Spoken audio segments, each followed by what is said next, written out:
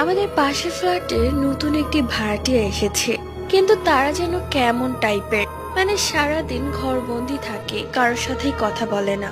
একবার আমি সেধে কথা বলেছিলাম, কিন্তু কোনো উত্তর দেয়নি। এরপর থেকে আমিও আর কোনো কথা বলিনি।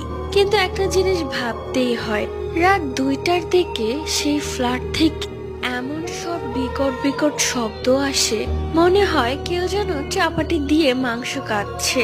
প্রায় অনেক দিন যাবত এরকম শব্দ পাচ্ছি। এক পর্যায়ে বিরক্ত হয়ে গেছি, রাতের বেলা ঘুমাতেই পারছি না। এত শব্দে কেউ ঘুমাতে পারে? পরদিন সকালবেলা আমি বাড়িওয়ালার বাসায় গেলাম এবং তাকে বিষয়টা জানালাম। সে আমার সাথে সেই ফ্ল্যাটে আসলো। কয়েকবার কলিং বেল চাবানোর পর এসে দরজা খুললো। দেখলাম তার হাতে একটা চাপাটি।